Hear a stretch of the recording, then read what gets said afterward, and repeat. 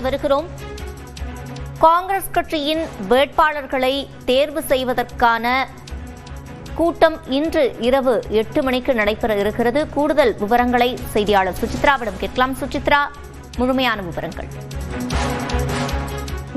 காங்கிரசுடைய வேட்பாளர் பட்டியலை இறுதி செய்வதற்கான அந்த தேர்தல் மத்திய தேர்தல் குழு கூட்டமானது தற்பொழுது இன்று இரவு 8:30 மணிக்கு நடைபெறும் என்று காங்கிரஸ் தரப்பில் கூறப்பட்டுள்ளது.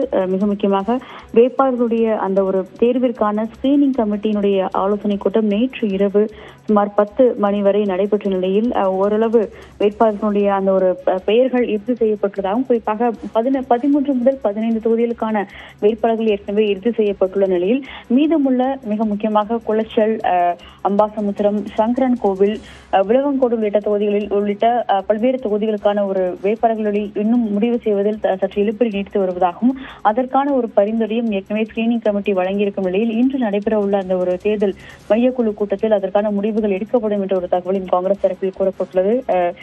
ராகுல் காந்தி உள்ளிட்ட மூத்த தலைவர்கள் நேரடியாக டெல்லி இருக்கக்கூடிய காங்கிரஸ் தலைமை அலுவலகத்தில் இன்று அந்த ஆலோசனை கூட்டத்தில் பங்கேற்கிறார். அதே போல KC வேணுகோபால் காணொலி வாயிலாக பங்கேற்பார் என்றும் காங்கிரஸ் தரப்பில் கூறப்பட்டுள்ளது. இன்னும் ஒரு சில நாட்களே தமிழகத்தினுடைய அந்த ஒரு வேட்புமனு தாக்கல் செய்வதற்காக இன்னும் ஒரு சில நாட்களே இருக்கக்கூடிய நிலையில் அதிகாரப்பூர்வ ஒரு பட்டியல் என்பது இன்று இரவு அல்லது நாளை காலை வெளியாகும் என்றும் எதிர்பார்க்கப்படுகிறது. மிக முக்கியமாக பார்க்கப்படுகிறது.